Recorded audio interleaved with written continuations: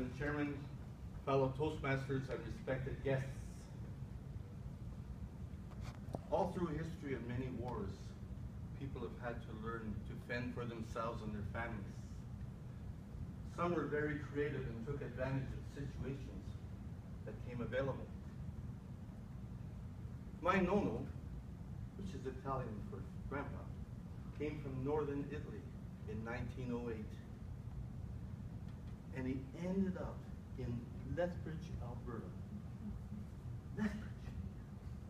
Why Lethbridge? What happened to Toronto, Vancouver, Montreal, Calgary? Lethbridge. He was a very poor man, spoke little English, but was told there was work there. And indeed there was work there in the coal mines. Well, 10 months later, he wrote to his wife, my grandma, my Nona, and the letter went something like this. Dear Maria, ¿cómo está? I miss you so very, very much.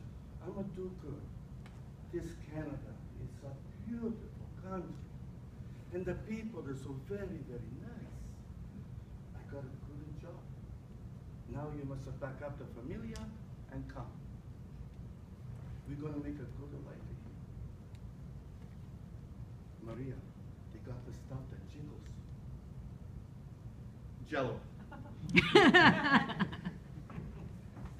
When Nona arrived in Lethbridge about 6 months later, toward the end of 1909, she was mortified to find that her husband was working in a dirty old coal mine. Now she was about 4'10", robust, feisty, and full of vigor. In Italian families, the father is head of the family, but not in this one. She was boss and everyone knew her. Now being unhappy that her husband was working in the mine, one day she finally approached him and says, Julio, this a job you got. It's a no good. Look all the black and dust you bring in. It makes a big a mess. Julio, you breathe it in, it's no good for the lung. It's gonna kill you. I'm gonna do something. Somehow, through creative negotiations, she ended up buying the first hotel in Lethbridge, the Windsor. That ended Nona's work in the mine, and everything was going great. 46 rooms rented out all the time. Great dining room business. Very, very good bar business until 1916, when the government introduced the prohibition. And that's where the government forbade the sale of alcohol. Now, as we know, when people want something badly and are forbidden, there are ways to get it. The prohibition hurt the liquor business badly. And thus started the very risky, dangerous business of bootlegging. My grandma, once again, she started her own bootlegging business. Now, she didn't stop there. This sweet, petite entrepreneur, oh no. She opened a house of ill repute. My Nona!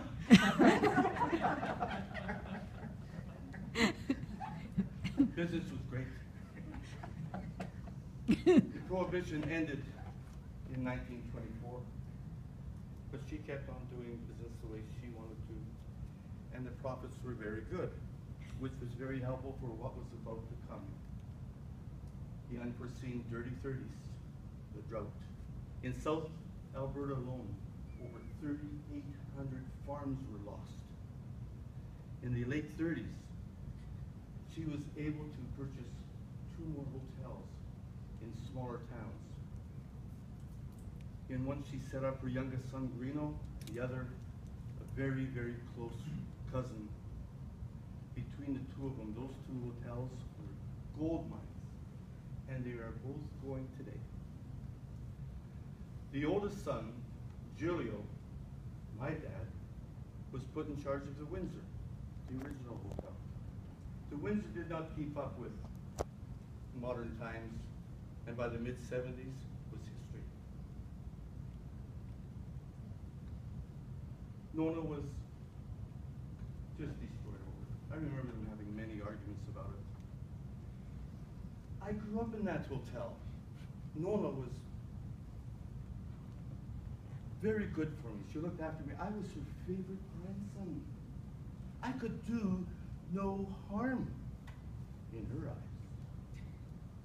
Now, as I grew older, I wasn't sure what I wanted to do with my future. And having an in-depth education in music, my dad and Nona encouraged me to start my own music school.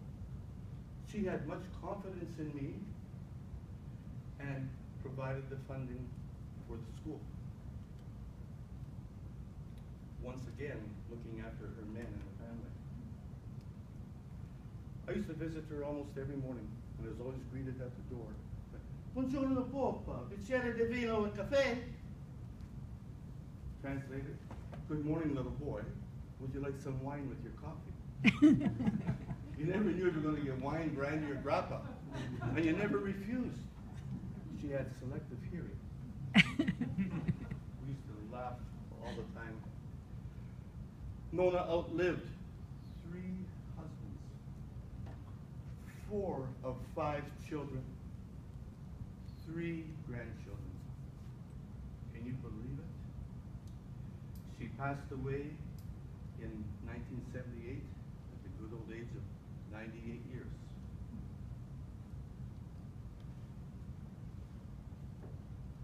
Nona set a terrific example